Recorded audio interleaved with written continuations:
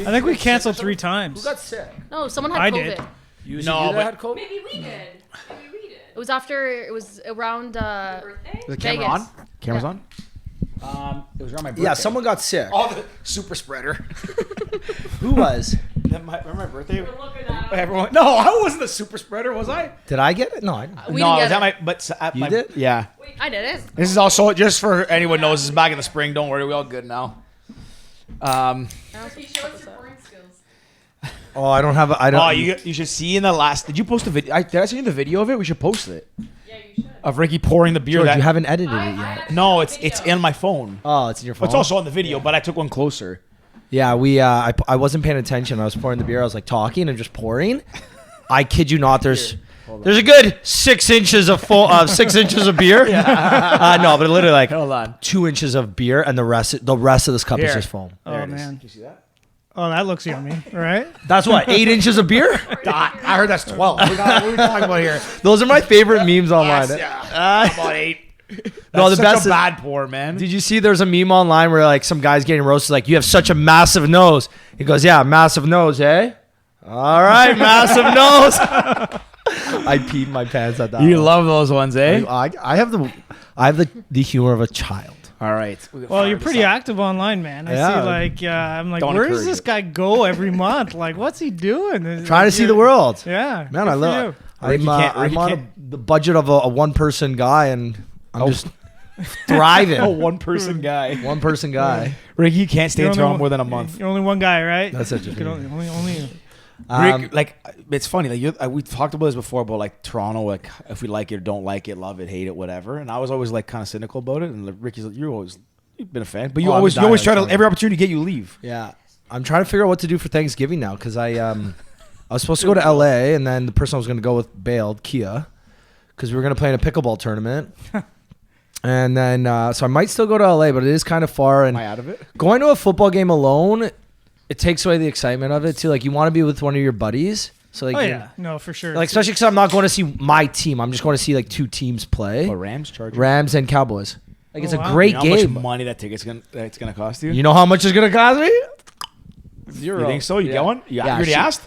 She says it most likely. She didn't give me a hard yes, but I got to contact that NFL Canada now, so I can get tickets pretty often. We told you went to the Bills Titans game. Yeah, no, we saw each other that day. You were leaving. Yeah. So that So- tell you though, we got like Ricky hooked us up with tickets. Like we were like 8 rows from the field, I think. 8 rows, like at the Nice. basically the goal line. I got a crazy Bill story. Let's hear it. Ahead of Fire us. us up. All right, so my best friend got me Bills tickets for my birthday. When's your birthday, by the way? November 6th. What?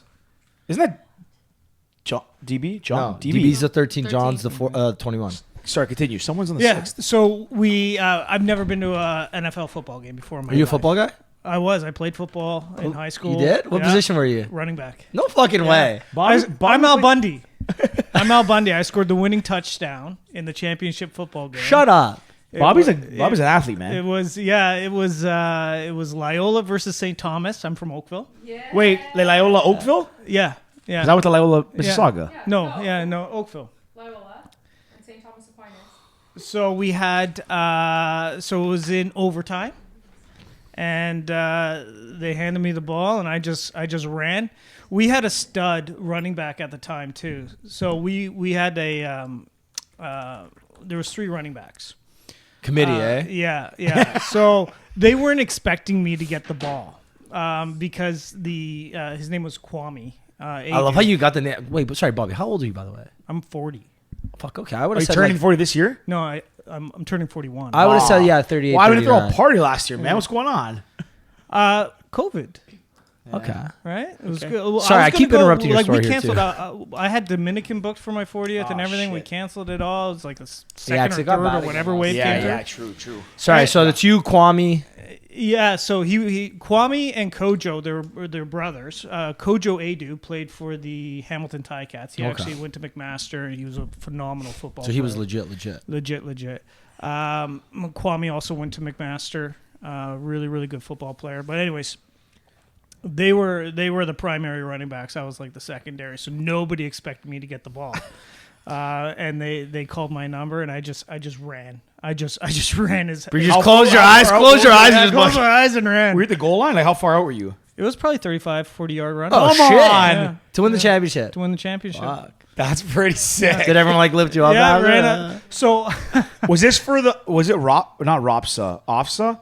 Robs. No, Because this- Ropsa's region appeal. Like that happens. no, this was just I guess our league within Halton Championship. So it'd be OFSA. Hopsa.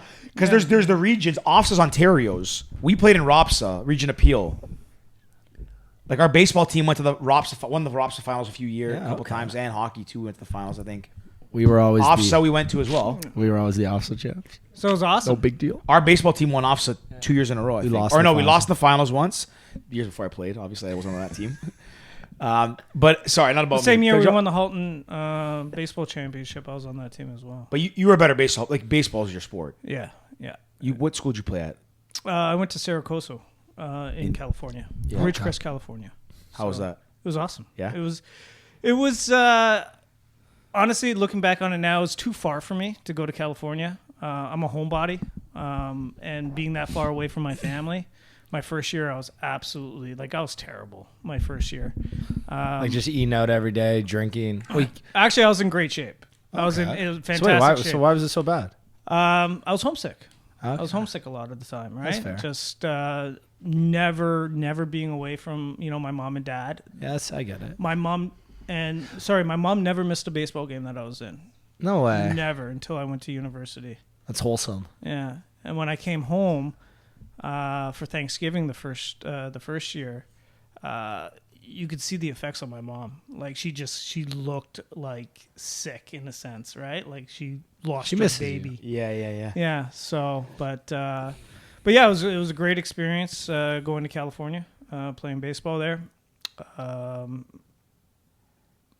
can't really remember too many stories. Let's reel it back to this football story because that's where we started the Bills. Yeah, that's okay. So we go to the Bills game, and I've never been, and we tailgate, right?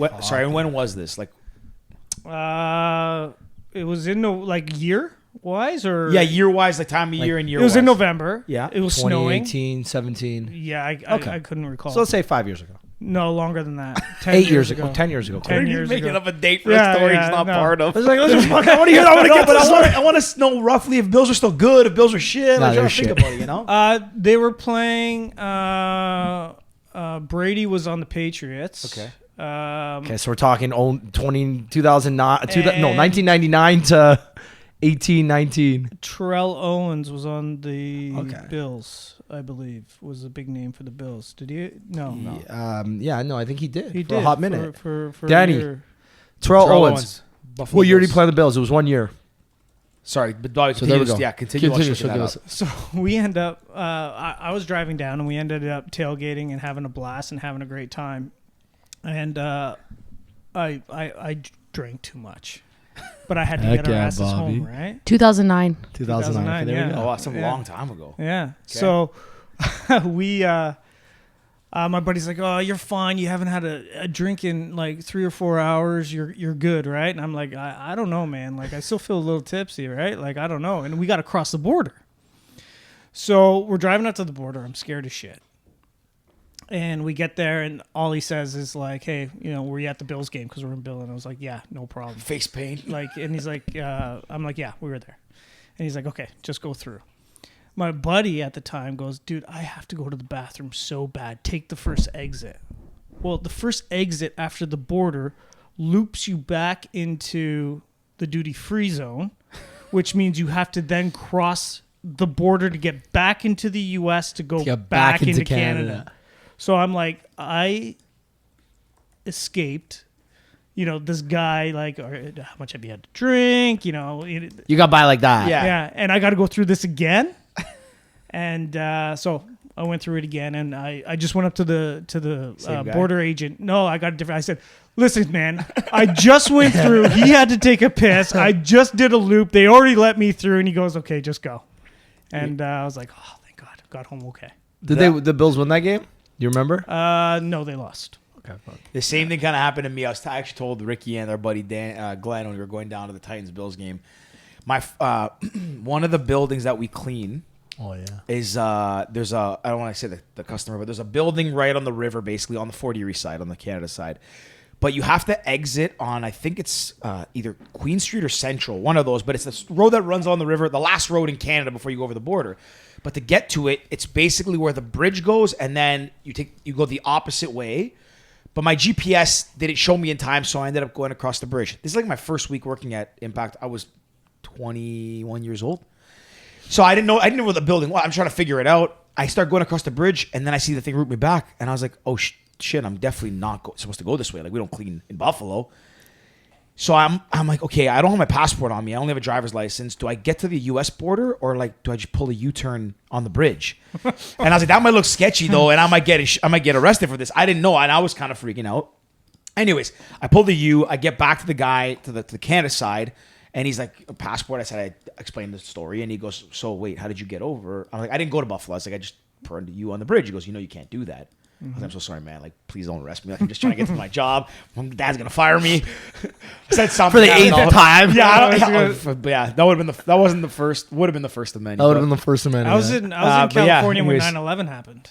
Oh shit. And in Ridgecrest, there is a naval base, and it was locked down. Sirens going off. We saw Apache helicopters. Sorry, what helicopters? Apaches.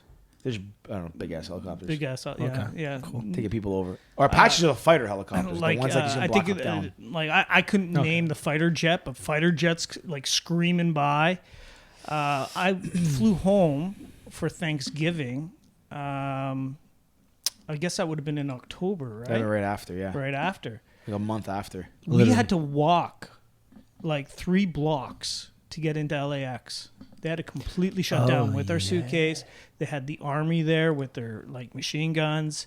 Like, it was insane. I feel like that's one of the last like big moments of like everybody in the world remembers where they were. Maybe not the world, but like North America. I feel like everyone remembers exactly. I'd say everyone in the world probably remembers exactly where you were when that moment happened. Like I remember grade 4 again, same thing. Yeah, elementary school recess for me. Really? They wheeled a TV into like the auditorium. I think something like that, or I don't even know if we saw it or they sent us home. I I was remember in grade 4, I think. Yeah, it happened. We were on recess. I think it was like the last recess of the day, and then no classes resumed. All the teachers were in one room, like watching us. Like, how the hell do we tell like children like the magnitude of this? Yeah. So we all like half the school went into the gym. We had it, and then like a bunch of other classrooms got together. And I remember like my mom came to pick us up. Like we used to take the bus home. My mom came to get us. Like we all went home, and we all sat in front of the TV. My dad came home early from work. We sat in front of the TV for like 8 hours just watching this. Like, holy fuck. My parents couldn't get a hold of us. Yeah, it's in California. We had a number of trucks downtown Toronto. My parents' business had a number of trucks downtown Toronto in the buildings. They were basically locked down, got out of the building. All trucks came home. Like, nobody knew what was going on, right? it's like, terrifying. Well, you don't know if it's only like an isolated incident. Yeah. There's multiple. Well, because there was supposed to be the Pentagon and there was another building that was supposed to Pentagon, get Chicago. There was a few, I think. There's a few. My mom was on a flight heading to Chicago, and they randomly, just like grounded in Denver. It's not random. But like they don't know when they're. But they up there. grounded all flights that day. They grounded all flights. She was on a flight, and they literally like she ends up in Denver. She gets off the flight. They're like, "What's happening?" Yeah. Well, She wasn't walks like off the Halifax plane, Airport everything. just packed. That's Like, a story, just- right? Isn't the story that Come From Away that play is about that, or is that something different? When they get locked, they have to Come From Away. I think is a play that where everyone fly, like a bunch of planes landed in Newfoundland or Halifax or something. Newfoundland. I know if you watch. And they were all locked in there, or was that a storm? Yeah. No. September 11th September 11th. Yeah, a bunch of planes come over the Atlantic in Newfoundland. that hadn't landed yet. Were forced to ground in Newfoundland. Yeah. Yeah. And they were all locked in the airport for like I think 3 days, 4 days.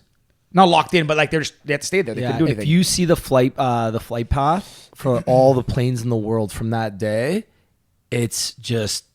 I got to check that out. I haven't seen it. So- Is it all directed So you see away from the U.S.? So you see it's all like all the red lines, right? Yeah. And then you just see them like one by one. It's just Turning back. not even turn back. It's just the closest destination. They just go down. Oh, wow. So I think it's within a 3-hour span, all planes were fully grounded. Wow. I have. Did not expect to talk about 9/11 today. Yeah. Wild. Random story. I feel like a lot of people have something similar where someone was on a plane they know or whatever. Well, I got a cool. I have a family. I want to say distant cousin, but family friend that worked as a commodities trader, and their office. I'm not gonna say who it is, but their office was on, I believe, the 90th floor on one of the towers, and they called in sick that day. They called in sick, I think, or because they were taking their niece or something to like, I don't know. I want to say somewhere. So they called in sick or were going late to work. I don't remember, but they explained the story, and would have been in that tower, which is pretty crazy. So one our service manager called me up yesterday late in the afternoon, and he calls and he says, "Hey, my buddy, my best friend of 40 years, I just found out he passed away. He got into a car accident last Sunday, and he was in an Uber." And so basically what happened was there was this guy, he was drunk, cops were pursuing him, he was flying, and he, I guess, ran the intersection and hit this Uber. So 2 guys in the backseat passed away. The driver's in critical condition, and guess what? The guy running away is just fine, walks away from it. That's terrible. You know, but to your point, you know, if he would have left, you know, his Uber, if the Uber was 5 minutes late, if something would have happened throughout the day, like the ripple effect, you know, maybe it's just life is precious. That's weird. Right? I actually thought about that today. It like so random. I went to I was going to see a customer of ours, and I went in the building. I didn't know what floor they were on, and I called my office and our director and 2 of our directors were in the same room, and I said, "You know what floor they're on?" And one said 7, one said 8. I was like, "Well, which one is it?" They're like, "Oh," I'm like, "Who's more sure?" They're like, we don't know." So I was like, "Okay, I got to guess here. Who do I trust? Like, who of these 2 people do I trust their opinion more?" So I picked one of them. Sure enough, it was the wrong coin. Sure enough, it was the wrong floor. But I thought about it. I was like, whatever button I hit now ultimately change. Like I think changes the course of my day. Like based on where I go. So I actually was thinking about that today, and I was like, what happens if I hit the other button? How would my did I avoid something? Did I? Well, do you guys? Yeah, you'll never know. Which is anyways. 2 things. Do you guys remember the movie The Butterfly Effect with Ashton Kutcher? I know. I don't remember what it like. Oh, great! I know the premise of it. Yeah, great movie. It's like how one small, like minor, like event can change your entire life, right? So it goes. It's a really cool movie. You guys should watch it. I've seen it. Oh, you have? I just don't. I haven't seen it in a long time. Yeah, it's a really good movie. Isn't that like Butterfly Effect is about butterfly flaps its wings to Toronto. or Theoretically, Black Swan has something, or is it Black Swan? No, that movie Black Swan? Black Swan is a book. No. Well, No, Butterfly the ballet Effect was a one book where too. if she would have if she didn't leave her keys at the house, she wouldn't have got hit by the car. Is it Black Swan? Is it? Yeah. The one with Natalie Portman? Yeah, exactly. That's what it's about. And that's how I didn't know she that's what was it the was main about. dancer, Yeah. and that's how Natalie Portman got the main role because the main dancer broke her leg. That's also the movie The Adjustment Bureau. Yeah. Have you seen The Adjustment Bureau? Yeah. Where they like their life is predetermined, and if someone does this, it does this. Like you like. Yeah. But yeah, the butterfly effect they say is like if a butterfly flaps its wings here, in theory, that has an effect all the way across the world. Like everything is interconnected. Random thought on the World Trade Center too. The guy I worked with when I interned at a sports marketing agency called SDI, the CFO at that company was the last man to walk out of the Trade Center before it fell down. That's crazy. He wrote a book on it, and like his watch is like still at the memorial or something. That is crazy. Something. I was just trying to Google it. I can't remember his name, but I remember hearing that. And I was like, fuck, do I ask him about it? Like, am I allowed to? Is that kosher? Like, he wrote a book, so obviously he can talk about it, but I think that if he wrote a book, he wants to talk. that's what I mean. It's like, do I talk to him, but I'm the fucking intern? Like, what do I do? Like, I never did, but gotta ask. Should we transition over to coffee now? Because I do want to talk about it. Yeah. And I was telling this right before we started, the little hole on the back of the coffee bags. Yeah. Is that like, do people know that? Is that a standard thing? Like, did you girls know that? I don't think I knew it before I knew like the meat. So on all coffee, not all. Is it all? No. Majority? Well, it depends. Whole bean, right? Right, whole bean or any type of coffee. To be quite honest with you, it all depends on the packager at the end of the day, right? So they have this it's little a one-way valve, right? Why don't you tell them? Actually, since you're the coffee expert here. So most of the packaging they have the one-way valve on it because after you roast and package coffee, it still emits gases.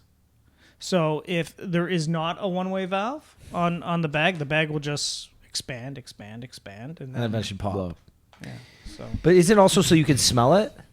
Well, No, you can't smell you it, but the can't purpose is to smell release it. gas. Oh, I thought it was to smell it. Yeah, you can't. That's what Dimitri told us. Well, it has a dual function. You know how things that you do have unintended consequences. That's an unintended consequence. Well, So, yeah. not a consequence, but an unintended result. Benefit, yeah, I guess. Yeah. And then the other coffee random fact I had was when you're smelling cologne or perfume, in between them you're supposed to smell the little jar of coffee beans because it neutralizes your smell. senses. Yeah, it's like if you're doing taste testing with coffee too, right? You want to cleanse your palate.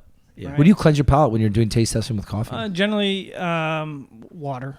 Water. Because if you're at a good facility, you have like a spittoon beside you. A what? Sorry. Spittoon. A spittoon. You know, it's the same as when you drink wine. You know, if you're Wine. a Somali, you drink wine, but you spit it out. Yeah. Same thing with Gotcha. coffee. Yeah. Gotcha. Okay. So you're not drinking cups and cups and being wired, and you're also like clearing your mouth out. And what's Similar. what's that other thing called? I don't know. Cleanses your palate. It's like I don't know. Like a food? Like a food. amuse bouche? Yeah. It's like a fancy restaurant. They give you Yeah. an amuse bouche. I think that's what it is. Is it? Amuse bouche, where they give you like something you eat it. You're asking the Ricky, wrong guy. Ricky does. Yeah. The only reason I know it is I remember always seeing it on the menu and I'm like, what does this mean? And I think that's what it is. But go ahead. It's on I was just coffee. going to kind of explain like Okay, how you we go. kind of came together. Okay, no. So before that, then, Oh. where is your favorite coffee from in the world? Like, where's the bean from? Ethiopia. Ethiopia. Both of you? That's where coffee originated. Like But I the just- Doesn't necessarily mean it's the best. well, You're right, but It's true. I do find It's that fair. Ethiopian coffee. I mean, different regions produce different qualities of coffee depending on their climate, right? So if, for example, you could love Colombian coffee, but if they have a drought or if the conditions aren't ideal, Oh, I never even thought about the that. coffee's Each going to be season it can change. right. Wait, are coffee beans a year-round thing? Well, from like are they growing? Well, yeah, they're growing, but they're only picked when they're ready to be picked. it's like the But- same but- as wine. right? But can you Almost pick exact all same. year round or no? No, when they ripen.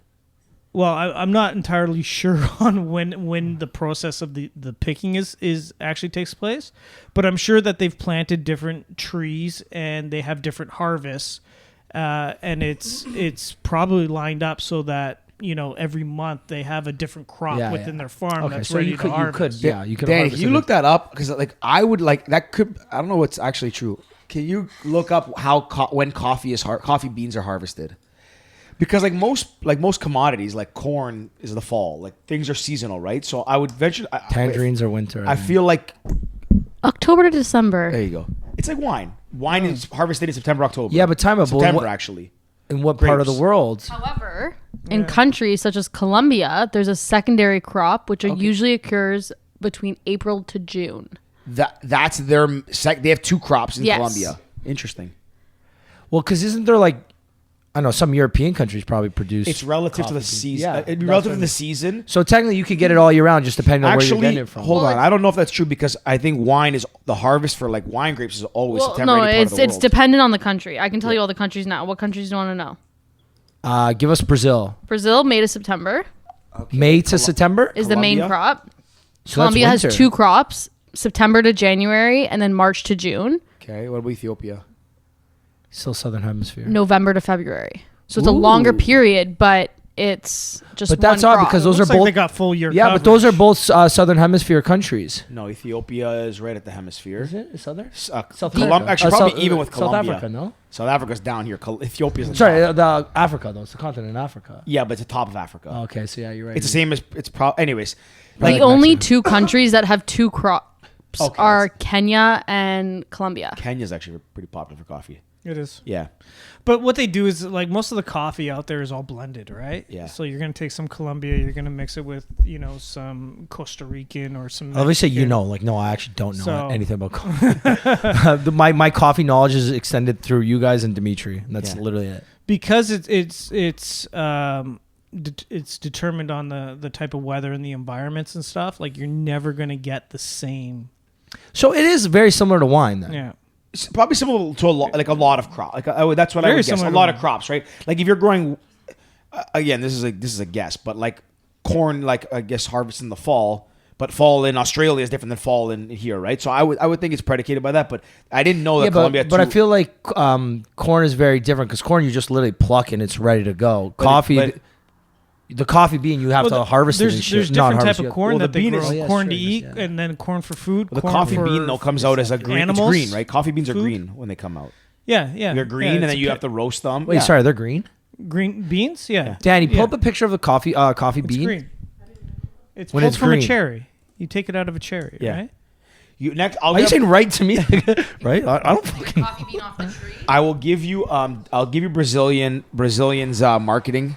Yeah, it's like a great. Shut up. Yeah. That's what coffee looks like. Coffee Yeah, beans yeah. look like. They're like looks like little like those like little cranberry looking in random bushes in the forest. You see, kind of like that.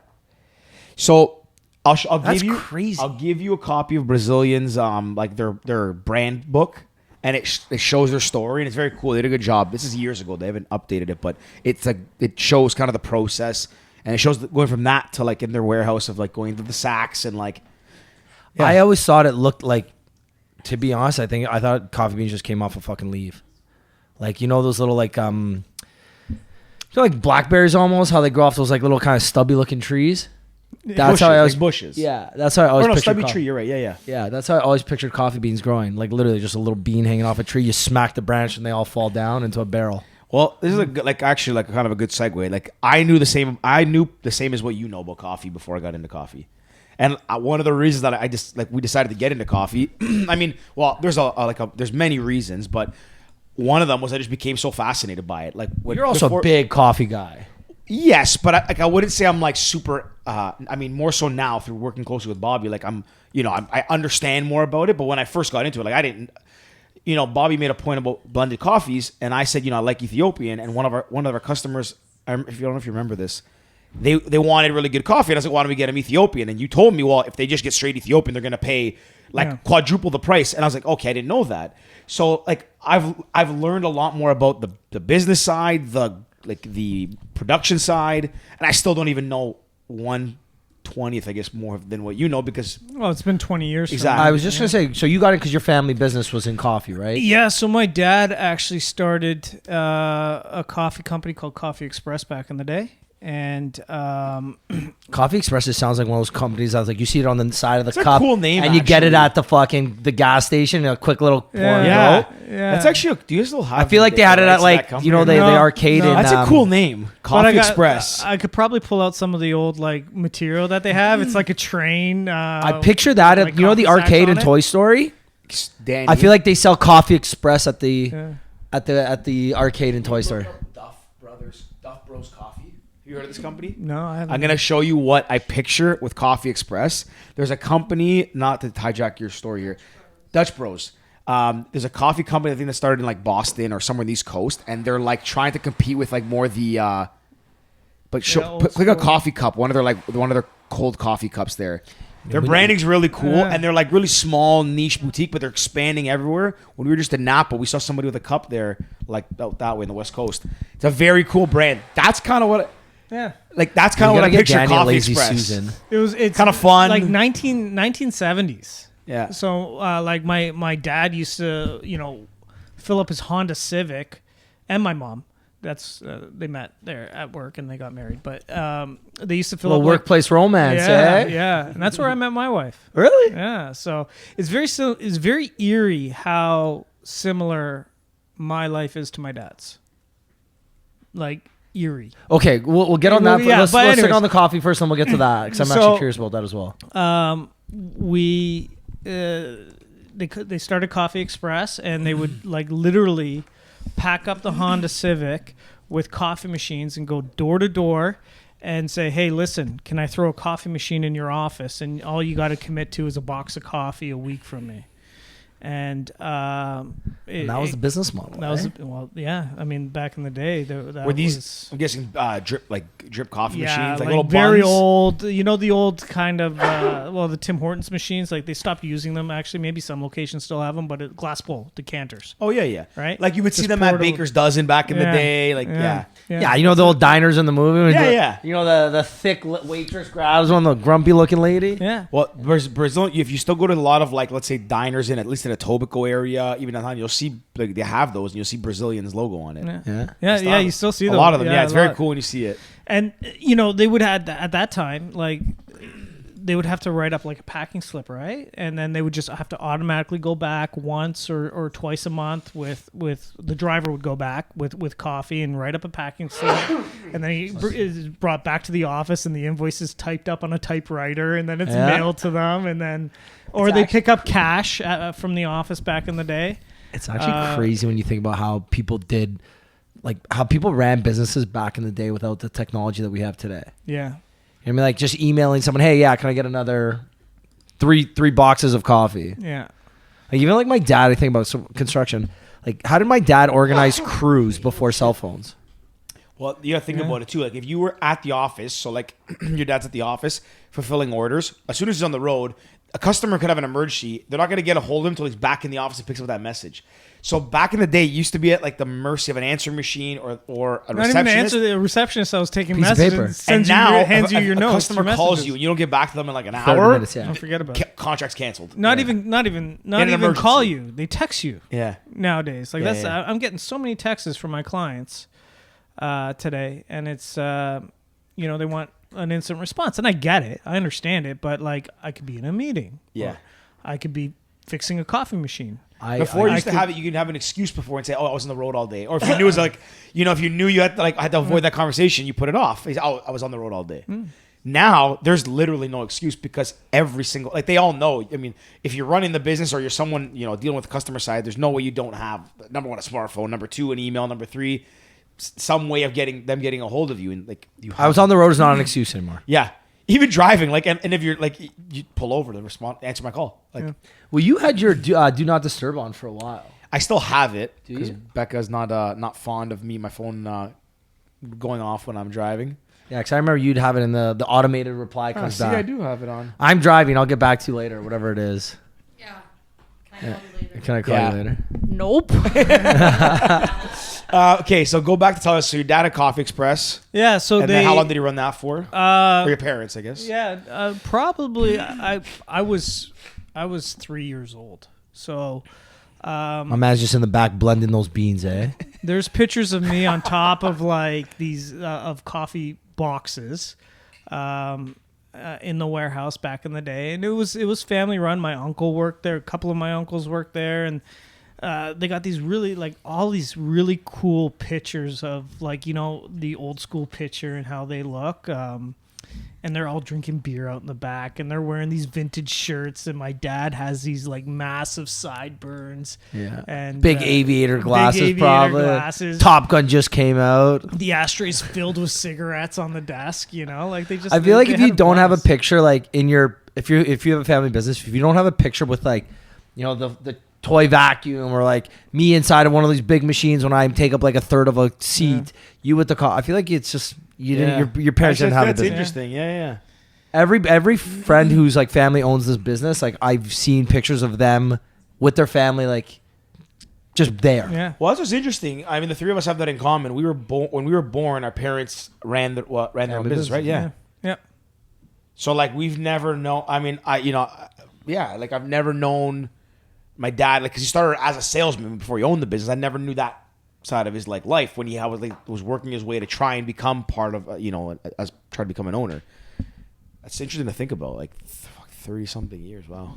Yeah, I have pictures of me on my dad's lap as he's operating equipment. Yeah. That's so cool. Today, boom, fucking, you're getting fined, right? fined, Yeah. sued, Yeah. something. You can't have a kid in a machine on your lap, no seatbelt. Yeah, my son keeps on begging me to come in. Take me in for a day. Take me in. How's your one kid? night. He's 8. Well, I have Jacob? 3. So Three. I have an 8-year-old, a 6-year-old, and a 2-year-old. Okay. Well, the 8-year-old, I feel could probably come in and do something. No, actually, no. Take that back. When is take your kid to work days grade grade 10? Yeah. It's in November. Is it? Yeah, it's in November. Oh, that's cool. How do you even know that? Yeah. Oh, No, I still For, want him to be in school. He's not ready yet, No. to be quite You're honest digging with me? you. But the cool thing is, when we just moved out of the impact offices because we grew out of that fairly quickly, and we moved into the facility in Burlington. I have pictures of all my kids on the ladders helping set up that facility. Oh, that's good. Then you So, got it, like framed and stuff. Yeah, put it in your office. 32 years from now, when he's 40 and he's looking back at these pictures, And he's on a hopefully podcast with some bums just like us. Yeah. He's like, yeah, I remember my dad. I got a cool, picture. though. It is. Yeah. I agree. So, So wait, you guys aren't out of Impact Office anymore? No. Should we? Okay, so I'm gonna. I don't want to jump too far because you went from coffee. Let's finish that story. So From my Coffee dad, Express. and he sold that to Van Hoot Coffee Service. Oh, wow. Van Hoot was just a coffee service back in the day. They're very big in Quebec. They are a lot bigger today than they were, in the 70s. And my dad was basically with Van Hoot for 6 months before he said, you know what, it's not for me. I don't. After they acquired. After they acquired, not for me. Okay, sounds familiar. Not for me. I'm gonna go out and start my own coffee business. So that's when actually he stayed on board while my mom went to go start Personal Service Coffee. Van Hoot didn't like that. There was some litigation involved. And at the end of the day, they just ended up after 3 years of litigation, they just ended up dropping it, settling it, like it was done. And they started chugging away at Personal Service Coffee. But to get Personal Service Coffee going, I remember, so back, I think in the mid-70s, my dad would have walked away as a 30-year-old after selling that company. I think the amount was about $400,000. Back in the day, that's a lot. Yeah, if you equate that today, because I was doing this with some baseball salaries, to be quite honest with you, because I watched the... Tell it. This is the best part about this podcast. We can do whatever the fuck. All right. Yeah. So I was watching the Nolan Ryan documentary on Netflix. Is it good? It's good. Okay. It's good. And Nolan Ryan, so his third year with the Anaheim Angels, right? I think he was 21 years older, 22, maybe a little older. I don't remember. But I do remember this. He had 2 no-hitters that year, 21 wins, and 383 strikeouts, which is the most strikeouts ever in a single season by a pitcher. Still. He did not win the Cy Young. How many Cy Young awards do you think Nolan Ryan has? If you're asking me, it's probably low. 2? I'd probably say 2 or maybe 1. 0. What? 0. He's got the most strikeouts ever at. Okay, don't give it away. I gotta watch it. Watch it. How crazy. much? What did he make in? What was he making in salary? Do you know? I think that year he made $27,000. That is that is insane. The most money he ever made was when he was even- 46. His contract was $4.3 million at 46. How old was he? What year was it? At 22 or whatever you said. 1970. Danny, can you do $22,000 adjusted for inflation? 1976. It's probably still not a lot. It's probably No, I 120 think grand. that one. No, it's more than that. A can of Coke cost 5 cents in the 70s. So 1976. no, in the 70s it was 25 cents for a can I of think Coke. it's $800,000 or something like that. I So I was can't do that. imagine having a pitcher on your team. No, it's too much. I think. For 114,000. see, I said 120,000. I was up by 114,000 today. 6,000. Wow, I should be an accountant. I'm just kidding. Go off. Excuse me. No, Yeah. it's not So, a lot. anyways, they sold for about $400,000. Okay, right? so My plug that parents? one in. That's one. $400,000 in 1975. That's probably $1 million something. Time by 7, 8, 2.5. We're looking up. I love how Danny's looking at the computer confused. You have Google in front of you. 2 million. $2 Okay, million. $2 million bucks. At 30 something years old. At 30 that's years old. pretty good. Right? And he dumped all of it into personal service coffee. Wow. Okay. So, sorry, before Personal Service Coffee was different than Express Coffee. or Yeah, well, he sold Express. Coffee Why? Express. But were they different or was it the same business model, No, same kind of basically, shit? it was Same shit? Basically Okay. identical. Office coffee services. Office coffee Yeah. services, yeah. So they ended up dumping it into personal service coffee, the $400,000. They brought employees on right away, and I believe there was a recession in the early 1980s, Yeah. and it just kicked their ass. kicked their ass as a startup. We had to sell a house. We had to, 84, sell 85, most of the possessions that we had at that point, just to keep the business afloat. And we actually feel that was probably best for myself and my brother, because we, not that I remember much of it, but we had a very nice lifestyle. We had nannies. My mom and dad were at work all the time, but we had people, we had nannies taking care of us. And then we went to not having that stuff, and which I think was the best thing for us. We were very, very well grounded, right? Yeah. And they just kept on plugging away at Personal Service Coffee, just never giving up on it, like trying to do whatever they could to keep it going, and making sure that me and my brother also like had everything we needed at the time. And basically 38 years later, we eventually sold the business in 2019, right before the pandemic hit. Yeah. Kind of perfect timing. Yeah. That's crazy. Yeah.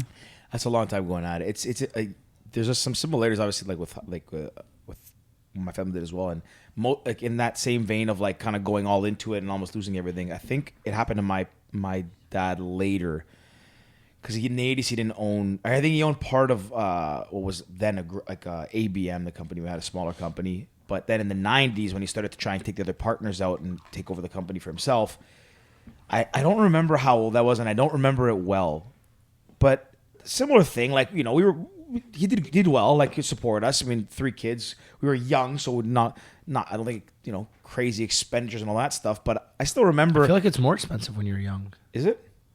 Oh, you're not paying for school and clothes and whatever, hand me downs to my brother, like we were. Yeah, but No, sports, it's extracurriculars. super I'm saying expensive. when we were babies, Rick. I'm saying we were babies, like 1 to 4. No extracurriculars. I feel like it's even worse too, though, because you need someone watching you 24/7. Diapers. My mom was home with us. Oh yeah, Yeah. So what I'm saying is, still a person. Yeah, but she's on mat leave. Oh, yeah, So what I'm saying is, I was probably too young, but it was around that time that I remember.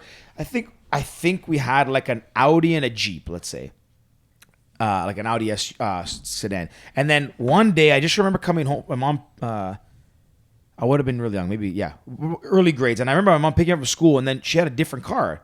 And I was like, what kind of car is this? When did you get this? She goes, oh, it's a Jetta. We got a Volkswagen. I don't know what the hell a Volkswagen was at the time, but I get in, kind of looked at you. I'm like, why is it kind of, what? This is not, it's a different car. Like, it's kind of like worse, but I didn't realize what it was, you know? And then as I got older, and my parents started telling me, we went through like the harder times, we almost lost the business. I was like, oh, okay. Still didn't really grasp it then. But as I kept getting older, I was like, holy shit, like this, like my dad, when I heard the story of everything that happened, it could comprehend it.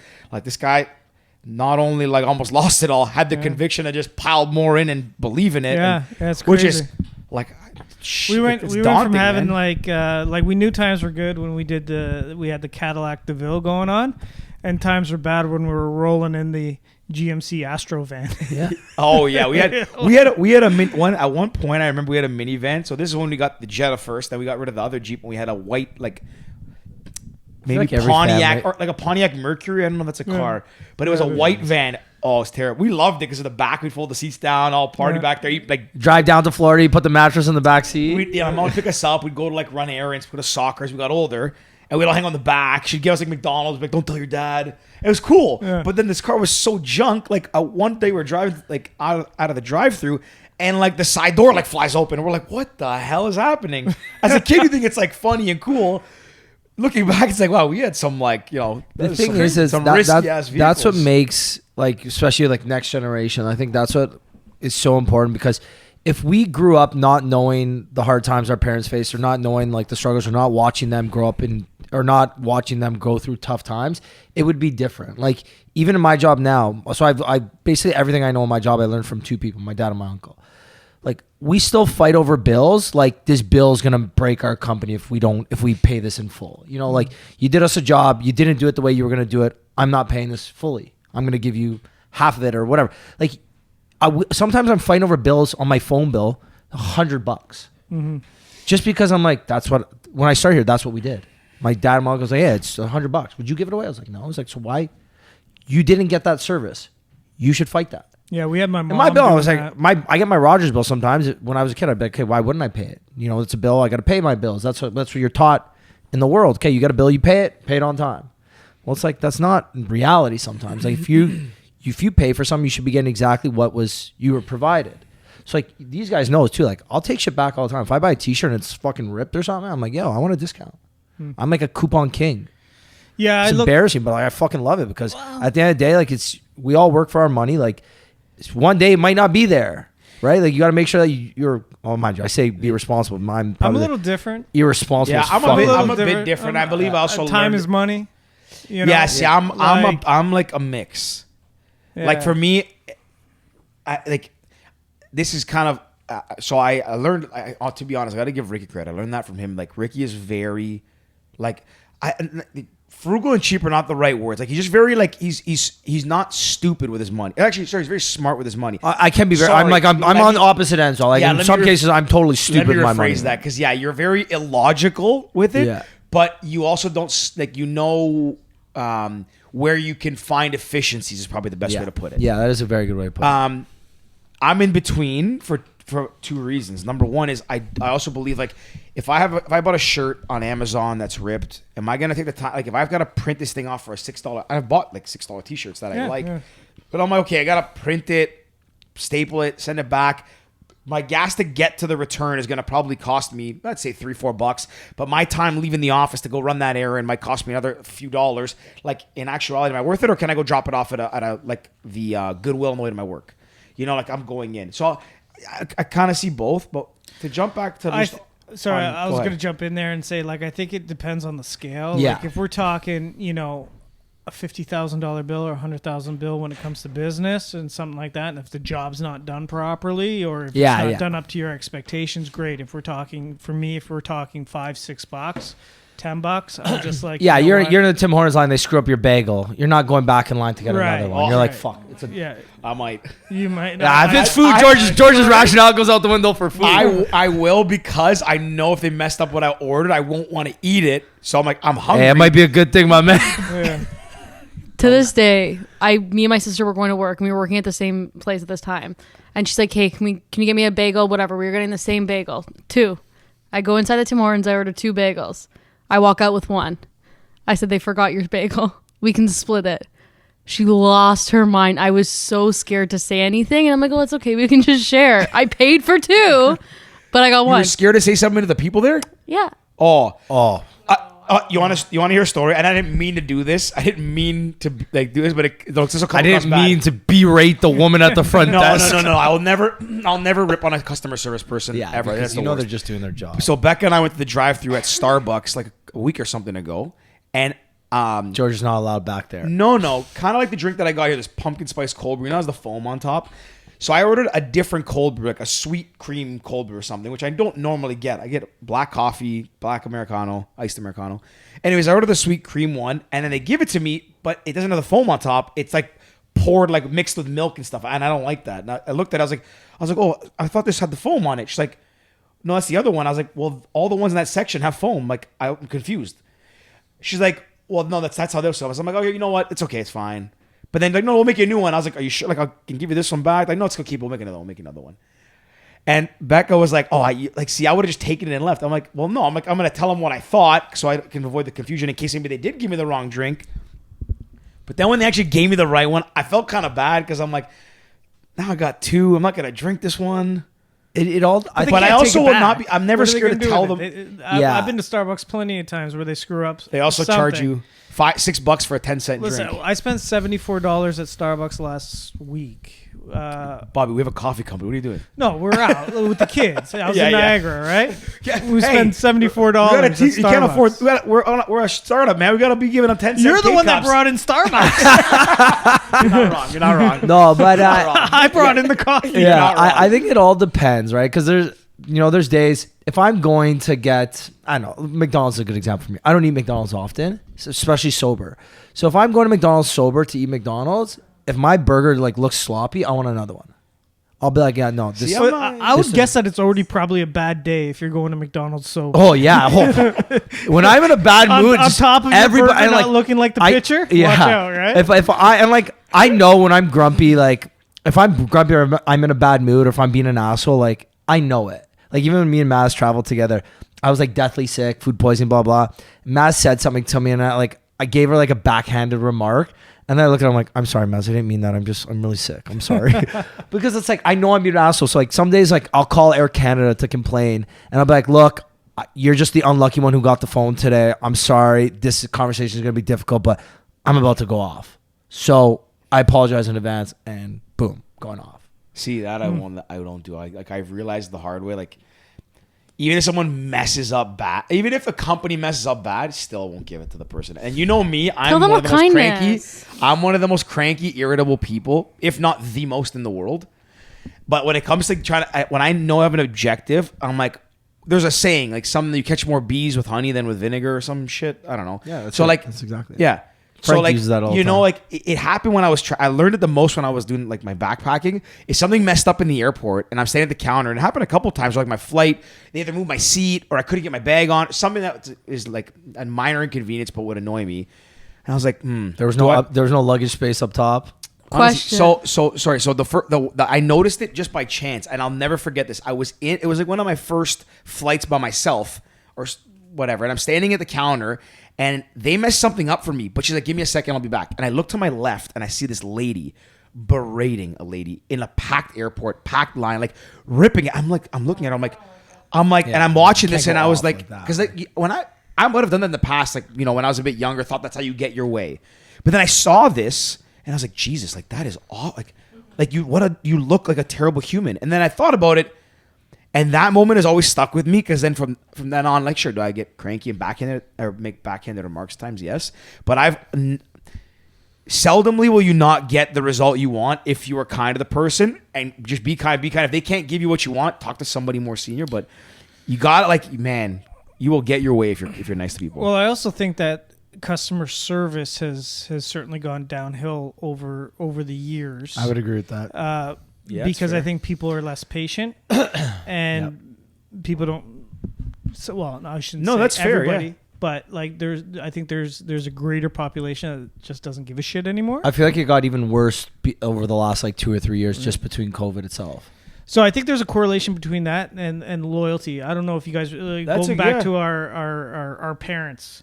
My parents would always talk about like loyalty, right?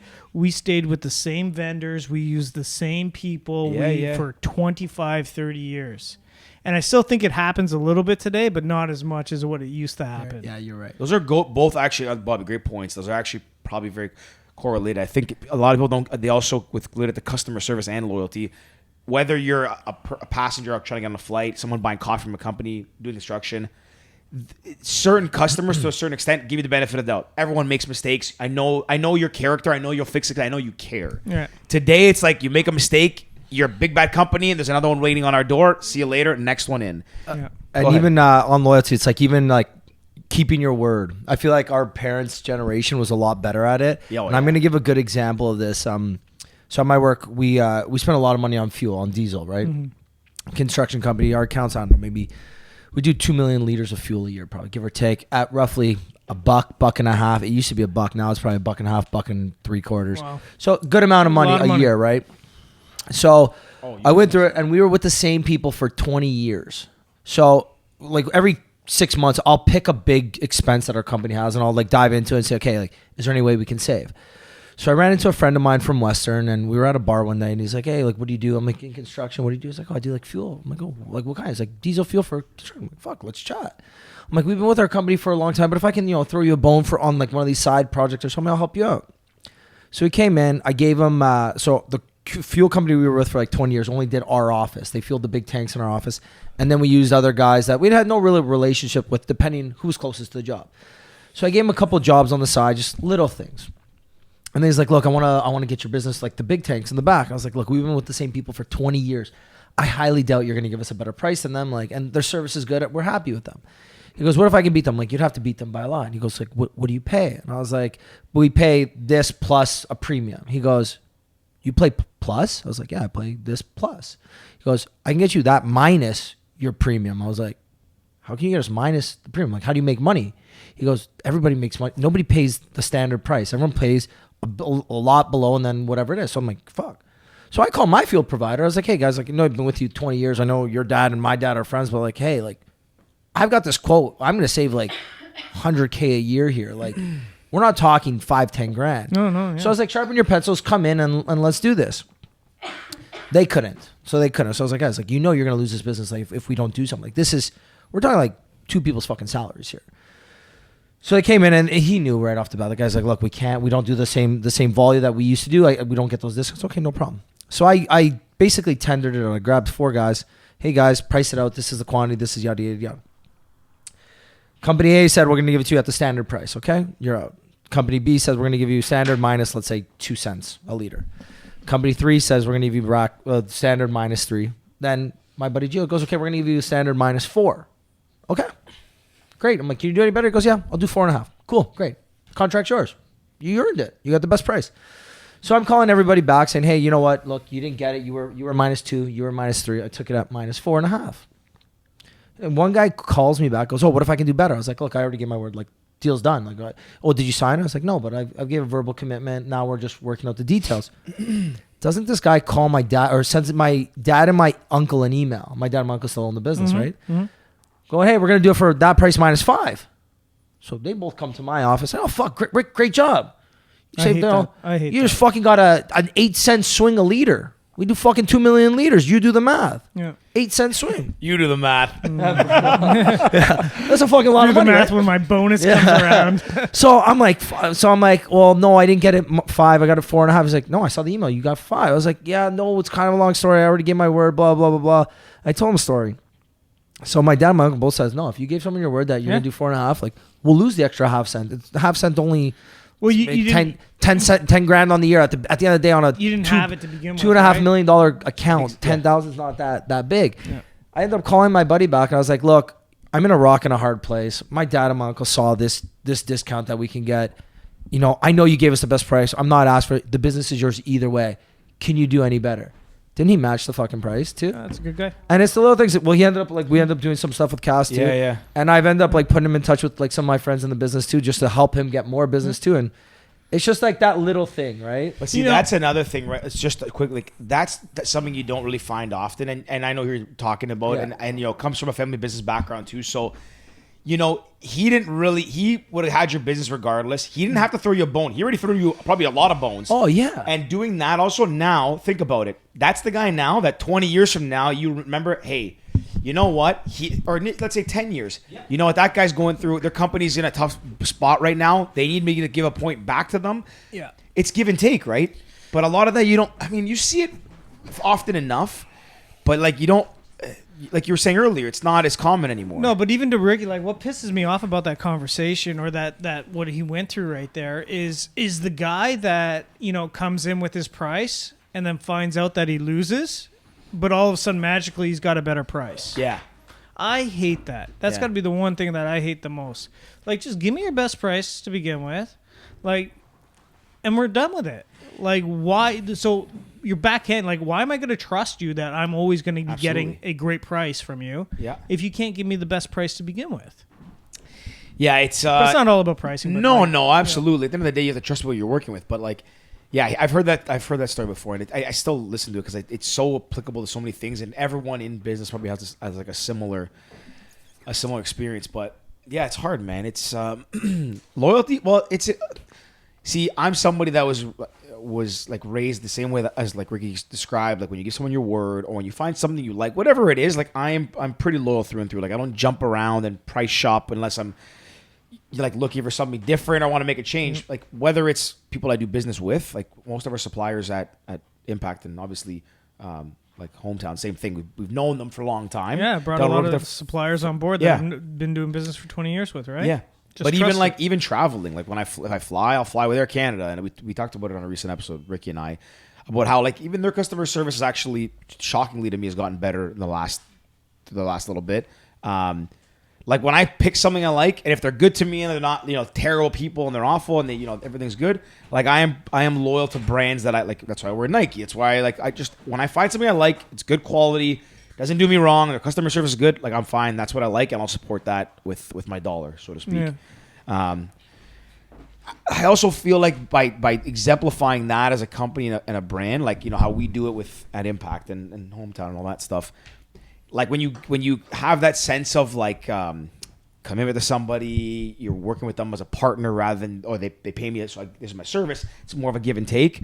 I think that you get the same, not necessarily always, but the same sort of benefit of the doubt kind of respect is reciprocated, even if it's not as common in the business, even if people can jump ship tomorrow and go find a cheaper price or a newer commodity, whatever it is.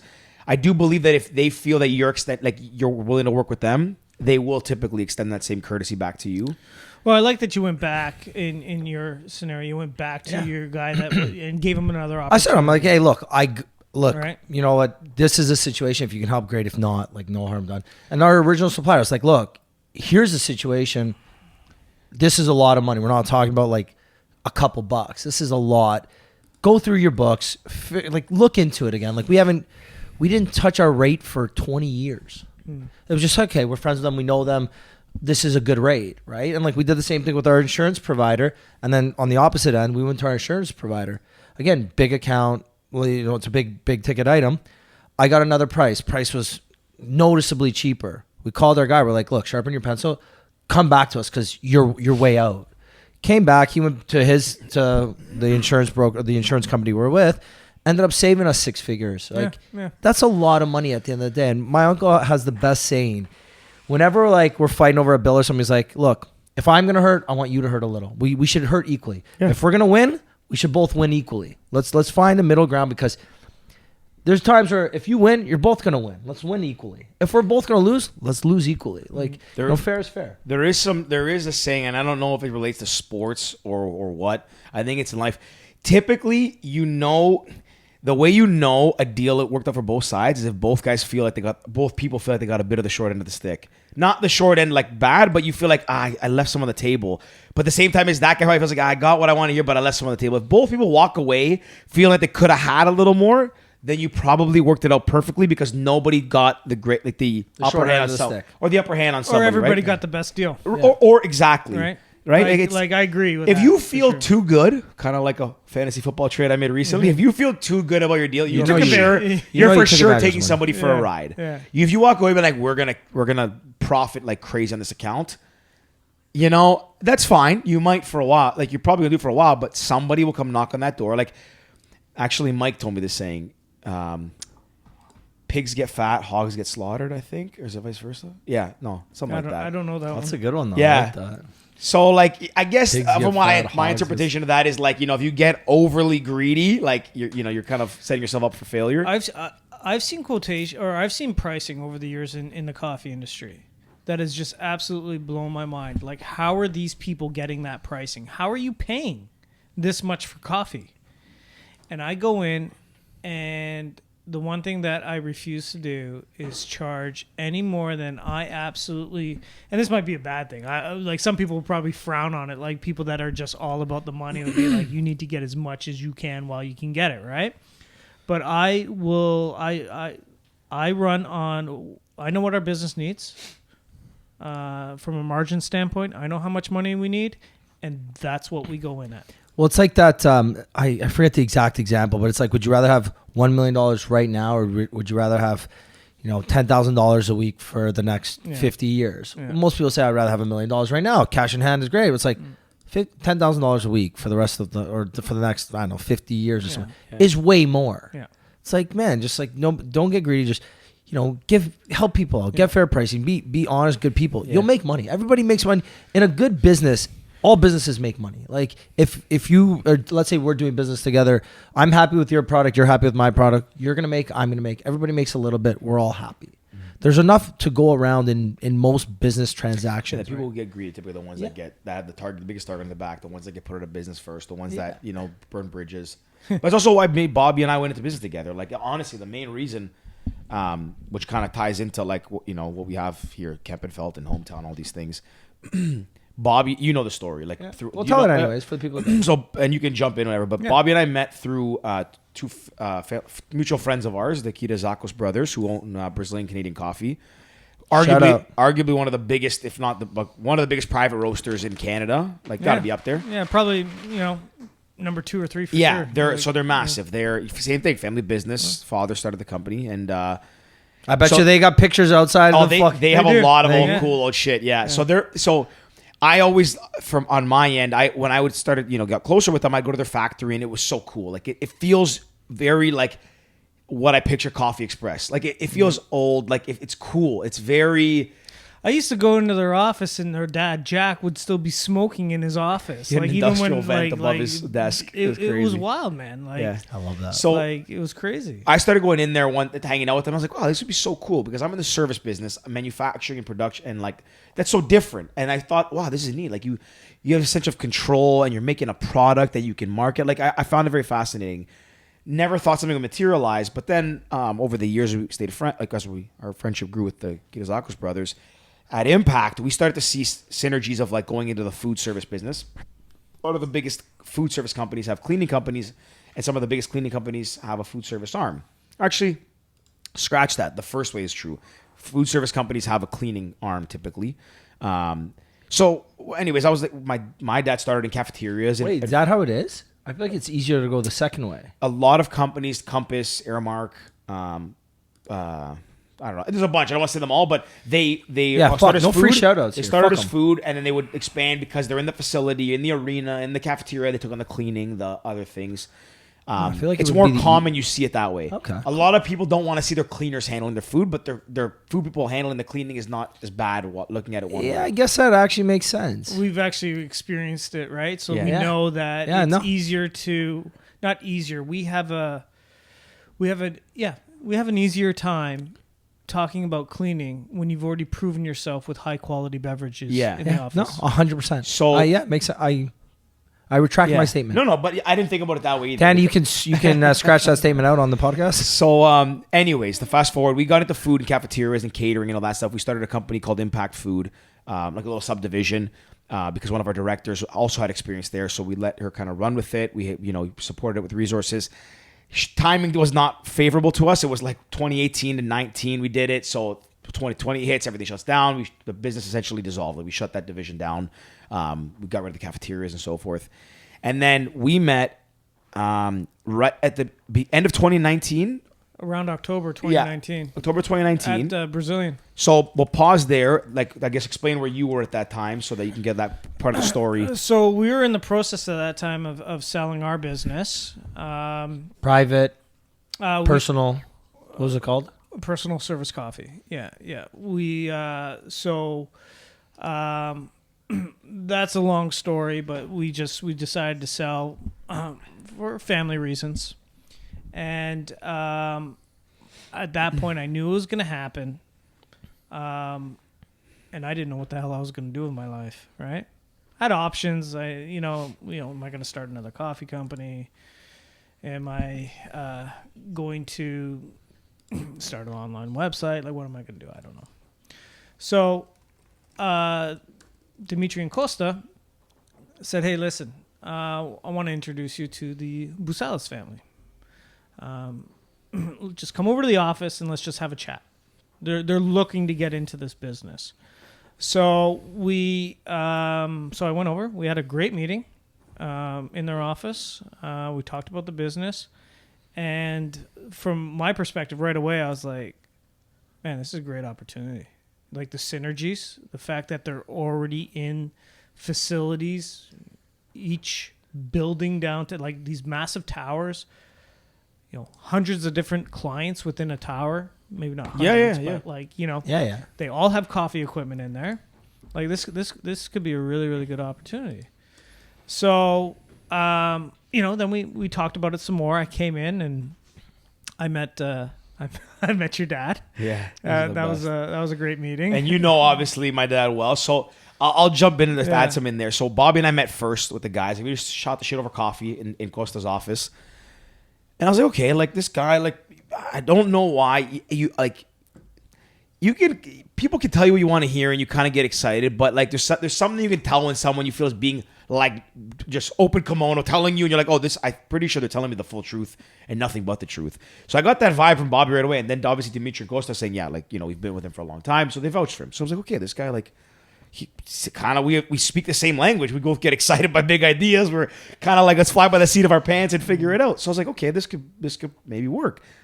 But my dad has met a lot of people, as all our dads have, and know a snake oil salesman from somebody who was willing to put their money where their mouth is. And I'll never forget this. We first met when Bobby came to our office and sat down, and like within a minute, I can tell when my dad does not like someone. They can probably tell too. But within a minute, they're talking, and like I see he's warm. I was like, "What the hell's happening here?" I thought he would try to vet him a little, but I could tell. And I think it happened in his office. Correct me if I'm wrong. And this is when I knew that this guy doesn't like Bobby is not someone who's a talker. He's someone who puts it, like he's about action, so to speak. Most people in a position who have sold a business and have made some money they come in and say, I can do this for you, pay me X dollars. They want guaranteed money, right? Because they feel like they've earned something. He's done it for a long time. He's earned the right to go to a company, like a big company, and say, I want to be a VP, give me $200,000 a year, whatever you want. And you don't have to really produce results because you've earned that reputation. He came into the office and, we're trying to figure out, okay, how would this work? And Bobby's like, I don't want a year. I don't want 6 months. You can pay me month to month, and I'll prove to you that I can do this. I'm sitting there like, is this guy an idiot? Like, month to month, like, that's crazy. Is my wife talking right now? No, listen, and I don't mean it disrespectful like an idiot, but I was like that. Like, I'm like, this guy's got balls. Part of my language. Like, I could not believe it. No one has ever walked into our office and said that. We've had a lot of people come in that have done something with their career in all facets of the world. I was like dumbfounded. I was like, if this guy is just, I think I'm confident. I was like, this is crazy. Anyways, at that point too, after that meeting, I was like, yeah, this guy's like, we got to do something here. Well, he basically walked out of the meeting, not in a bad way. Like, he's like, okay, well, you guys continue talking. Whatever you guys want to do, just let me know.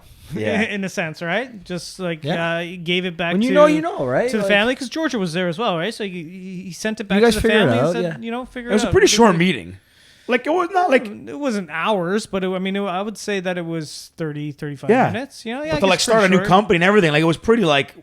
So I want to ask both of you guys, and you guys each answer individually.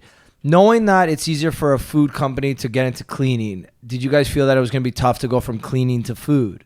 Because now technically, although it is a separate company, you're still kind of using a lot of the impact resources, not resources, but like a lot of the structure of the business. You're using a lot of their clients to get more clients. Like, did you think that was going to be hard? I was going to. You can talk about it more, but this is kind of where we like obviously hash this out and figure this out. And just one little segue. This was in late 2019, and we talked about starting the company in like February of 2020 or March maybe. And shit hit the fan, obviously, where the world was. So I said, Bobby, hey, what happened? I was like, we can't justify, even though he said don't pay me. We're like, we can't, like, our customers are not in their office, so nobody knew what was going on. Yeah, and I understood that. So I kept putting it off, and Bobby kept saying, I understand. And then we got to like June, and we're having a conversation, and oddly enough, it was like the same week that we started Cast. I'm not even kidding. Bobby and I talk, and he's like, well, listen, I know we don't know where the world's going, but we have a lot of legwork to do behind the scenes. And I thought about it, like, you know what? I feel like if we should be ready whenever the world gets ready to go back to normal. So, if it's 3 more months or 6 more months, like we should be working behind the scenes to be prepared to hit the market, hit the ground running. So we said, you know what, let's start. When did we start? In July or August or June, right? We founded the company, Hometown Coffee. I think the same week we technically founded Cast.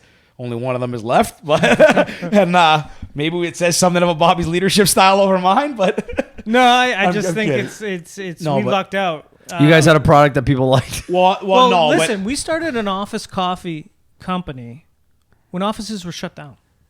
So you got to give credit back to George and the family as well to be like, trusting enough. Like we had 3 meetings maybe, and a bunch of phone calls, and it was like, guys, like we need to start this because it's gonna take 6 months to get it off its feet, right? It didn't. Our first month we did $1,200 in sales our first month. We did $4,000 in sales our second month. We did $7,000 in sales our third month, and then it just kept growing. It just kept growing. And we're projecting, like, I won't say exactly, but like over 7 figures in our 2 full years. Yeah. And again, this is no credit to me. And to jump back onto your question, now this is not any credit to like us.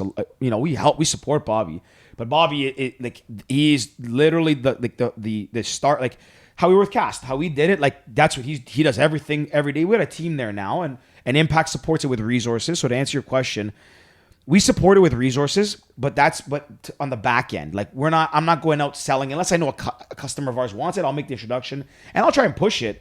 But we still have a big, our company to run. So we just send stuff Bobby's way, and we give him whatever backup he needs, financial, all the stuff behind the back Marketing. end. The marketing. you guys got the marketing. But, team. but lot of why the- we, the and to answer your BS question, stuff, why we did it that way is because we talked about it and we said, we could do like Impact Coffee theoretically. But it's a different company. We also don't want it we want it to be supported, but not really associated. We have an opportunity here to take something and make it a startup, something organic, something family feeling, really grassroots feeling, which Impact kind of has because it's a family business and it's a 70-year-old company, but it has more of a corporate-y feel. We wanted more of that, like the name says, hometown feel. I forget our new slogan, but it's something Take about... a moment, take a sip. No, Oh, the one at at the Impact. hometown, the new one. No, they rebranded the like every cup. Where? The one that the marketing company redid for us. Oh, I haven't seen that yet. Yeah, okay, we kind of I haven't parked seen it on that the yet. back burner because of this other stuff we're working on. But yeah, we wanted to feel, again, correct me if I'm wrong, we wanted it to feel like you're like that sense of loyalty and customer service, and it's just like that mom and pop company that's doing That's it. what we brought it back to. We both Yeah. come from family-owned businesses. We wanted to kind of like feel and bring it back to how our parents started the company. Like we even talk about marketing things about waking up early and the sun is rising. Like my mom, I'm up at 4 a.m. on Mondays, right, to make sure that we Bobby's get nuts. everything that we need to get done with our office school. Like Mondays are our busiest days. I'm up at 4 a.m. Yeah, I can imagine for coffee in the Yeah, office. so we wanted that kind of old school feel with hometown coffee. So we the resources that we've been able to do with Impact behind us has certainly helped the company grow. The other thing is... We're good. Oh, we're good? Cool. Yeah, you're good. No, I kind of forget where I was going with that. But about waking up 4 a.m., the hometown feel. But I was the going Impact on- resources. onto something. It'll come back to me. I don't remember what it was. But Look, we want to grow it as its own. There's been times we've gone back and forth, and I think should we? Impact's got a very strong name. Should it be under Impact? oh, that's where I was going. Sorry. Yeah, go ahead. Yeah, no. Jump back in. I think I came up with the suggestion that it's got to be separate because I just recently went through a transaction, like a sale of your company, and you don't want anything. If you ever, for whatever reason, you wanted to liquidate Impact, right? Family just wanted to get rid of it. You don't want the office coffee division tied to it. You want to have resources where you're able to get rid of one company if you want to, or the other company, right? But Don't tie it together. Yeah, because but it they just can makes go things hand in messy. hand. Like but they go hand again, in hand. if you need assistance with marketing or you need assistance with like HR, or you need Exactly. a fucking financial question. Hey, you're not calling up, Joe Smith over at PC Financial. Like, Listen, okay, we are George, able- put me in touch with your accounts lady. Do you know or, what we're or allowed, guy? what we're doing right now? And we just implemented this. What we're able to do right now is that we have a site started off as a coffee site. We've now integrated cleaning into that site, and we have people there every day. And those people that we have there are able to take care of all the coffee stations. I get So you basically have a cleaning, coffee, concierge, everything. you They do have everything. every single day at your facility, and I'll get a message from our person on site saying, "Hey, listen, we're running low on this. We're running low on that. Can you bring this?" Boom, we send a truck out. It's there. Send everything. The client customer- doesn't run yeah, sees nothing. sees nothing, but they're getting the top of the level service that is out there. It's not costing them any more money. Yeah. It's already expenses that they would already have. Sure, already got the people there. Yeah. And a lot of the biggest, so one of the other reasons why we started this is when we saw the opportunity with Impact and obviously, involved with personal service, what we saw happen in the market coincidentally was something that it looks eerily similar to what happened in the cleaning market like 15 years ago when I first started getting into it, when these big conglomerates coincidentally, like the Compasses and all these big ones that are like billion-dollar companies that do food, they started buying up cleaning companies and rolling them into their division because obviously they saw the opportunity, like what we see for synergies. They just didn't do it very well. All the companies who bought cleaning companies, like their service has gone to nothing. Most of them are shells of what they used to be. Like they botched it. So, correct me if I'm wrong, that's what's been happening the last few years in the office coffee industry. Everyone's been amalgamating, buying people up. So I personally, as an outsider, don't know the industry as well. I'm not even close to as well as Bobby and Dimitri Costa. But I see this and I'm like, if they might do it well and merge it well, but buying big companies and rolling them into your operation is tough because there's culture fits, there's operational fits, there's all these things you have to consider. So in my mind, I said when we talked about this is, okay, we have an opportunity here. We have the advantage where we have another company with the infrastructure, so we'd be a startup, but we have the backing of a big company. We have the advantage that we can be small, nimble, and agile like a startup. We can be creative in what we want to do, and we can slowly start to knock on the door of these people who are now going to not have the same level of service from these family-type private businesses they had. Yeah. So that's how we came in, and Hometown is our fastest-growing company that we have, arm of our company. Mind you, 0 to something is going to be percentage-wise bigger than going from where we went in Impact. We're not going to triple every year, but that's gonna slowly. Oh, you never know. I never say never. We also don't have a big sales team. We don't have No, we're still grassroots, man. Yeah, we're still grassroots, but like George said, we're gonna do well over 7 figures. You know what this reminds me of? The Michael Scott Paper Company. I knew you were gonna say that. It's just going back to grassroots. We're taking down the corporate giants. We're literally Bobby. When I walked in, so I had one day I was like, I haven't been to work with Bobby because we left the Impact office and went out. We bought a facility in Burlington because we didn't have the space for the storage. I was like, I probably should go start to do some of these deliveries and road days and understand what happens there, just like I did at Impact back in the day. I'm like, Bobby, what day should I come in? He goes, you tell me. I said, okay, let's go. Bobby goes, I'll meet you 5 a.m. Monday morning. Monday, he goes, I'll see you at 5 a.m. You said. You gave me the benefit of like an extra hour. He was there but an hour before me, I think. So I get there like 5. I'm exhausted. We have this new facility that George is grumpy. Doesn't have a washroom, a sink, and that's basically a garage. Which we won't get into that this time. But we get there and these guys are packing the van. Bobby's packing his car. So the van's going out to do some. We have he's going out to do a bunch of others. It was literally it's like the Michael Scott Paper Company. We're just doing whatever we can to make sure that every customer is getting the best service, and it's working. And the craziest part is, I'd say 90% of customers at Hometown they're not from Impact. They're all net new customers or from relationships that we've had, but we haven't even been able to tap into our customers yet because our offices are still almost vacant. So we've grown it to this. Well, not we. Bobby has grown it to this point without even the kind of the reason we started it, which is the economies of scale of going after our synergies. Low hanging fruit, exactly. Right? Yeah. But we haven't even tapped into it, and we got one recently, but yeah. Yeah. Which is pretty cool. We'll start. I mean, none of us started this for a 1 year, 2 year for the long run project. This is something that.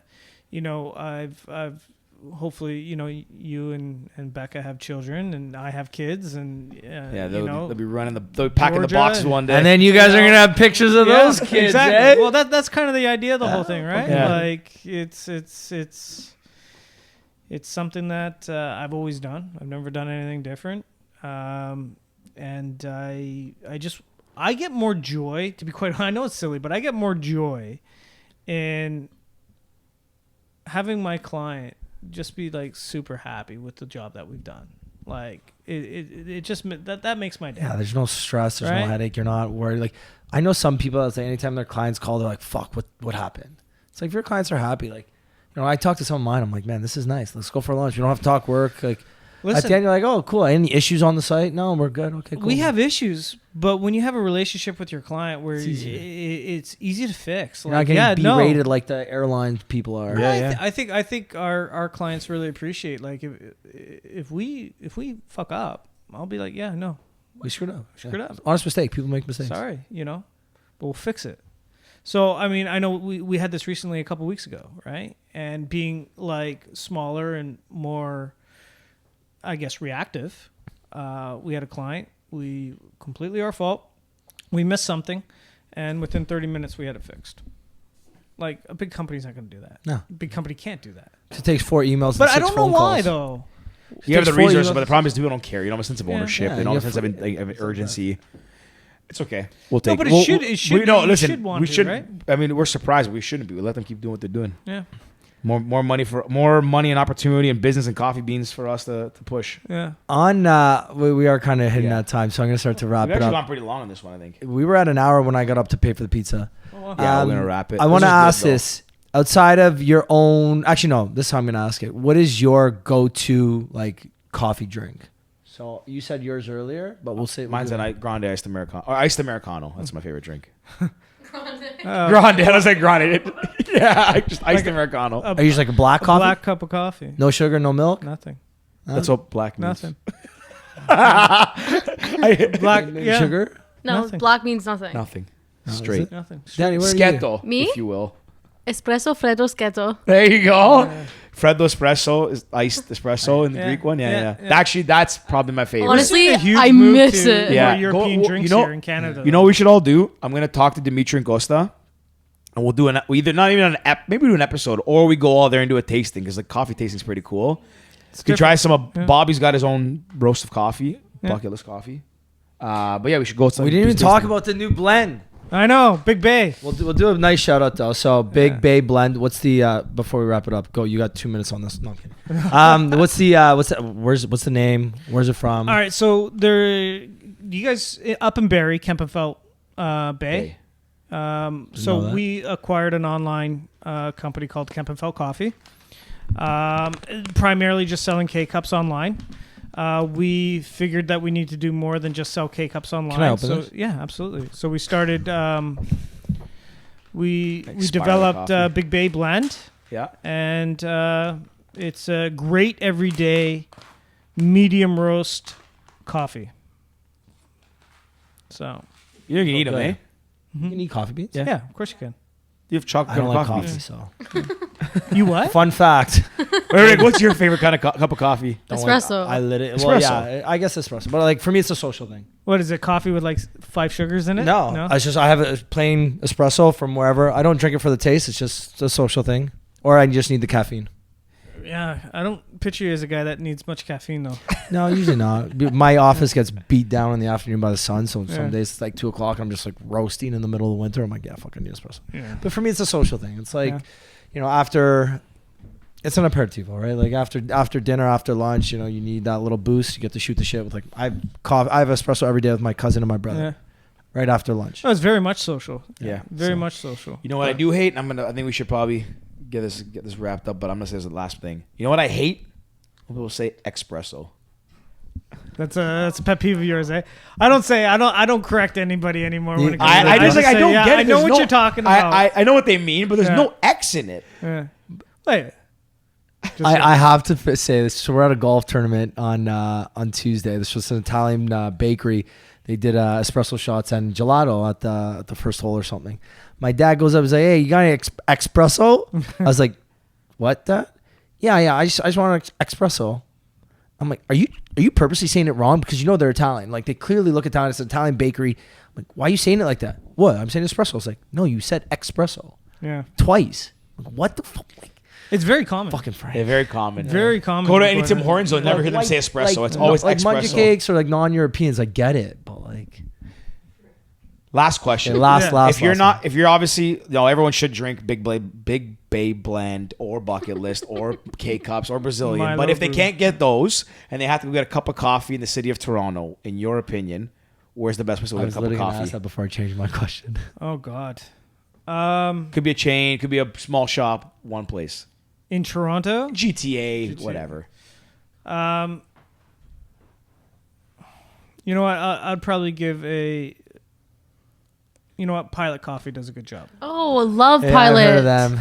Yeah. So good. There's one in Oakville too now. Look at this guy's an expert. He says it, and everyone just agrees. Well, there's one next That's to how my you know house Bobby knows and his next to my shit. work. Yeah. Someone literally said it to me the other day. I can't remember who I asked, and someone said Pilot, and the other one was they said their favorite like big name chain was Balzac's. Yeah. That's Yeah. No. I mean. That was like a. I was going on because it's not big chain. That's Well, like I would no, put they've got- Pilot and I'd say Balzac's Balzac's in the boutique-y same. still. Really? Yeah. Is it? Yeah. I feel like after Dragon's Den, they're Like that They're big. because now they're There's- big. I would say out of the big chains, because I was thinking about this. I would say out of the big chains, I would give it to McDonald's right now. McCafe. Really? Yeah. McDonald's is very good. McDonald's if you're is talking way coffee, better If you're Yeah, you talking told me that. coffee, than Tim Hortons. Yanni only drinks McDonald's. Like ours, but he drinks dark. He Yeah. don't go anywhere else but there. Yeah. Anyways, boys. All right. Bobby, thanks for coming on. People want to find out more about hometown Kempenfelt. What's the best place to go? How they find you? If they want to buy some of your coffee. Yeah, hometowncoffee.ca, kempenfeltcoffee.com. Email me. Bobby's like, yeah, just add me on LinkedIn. Honestly, if you got an office, we do demos. We do free tastings. We set you 34 guys up. Bramtree Court, bro. Do you guys want to? We set you up. We have like a shitty old machine. Like, Yeah, we but you have that old yeah, style. but with we the- can do with it the for mug. you, and then you don't pay for the machine. You just buy the coffee from us. Oh, I think we get free coffee. Because like someone's cousins or aunts or just bring it. Like we have. Just pay us. Finally, you found a coffee supplier that you could trust. Yeah, that's There it. you go. Right. Rick's gonna shop it out. He's gonna make us pay him to give us his coffee. Told you guys. George, come on, you have to do better than this. All right, we'll give you a couple bucks every bot. Rick's gonna grind us down. Anyways, guys, if Bob, you made we'll it get you to- back yeah. on at some point. Cool. Man, this is fun. Appreciate Yeah, it. we'll do a tasting. We'll do a Yeah, tasting. let's do Next it, time man. we're doing a tasting, Oh, 100%. Yeah. If you made it to the end of this, we appreciate you guys. Share this with your friends. Subscribe. Give Bobby a follow. Check out their coffee. And if you need coffee at your office or home as well, Yeah. check them out and get yours there. Other than that, signing off, pals. Hometown Cheers. coffee, baby.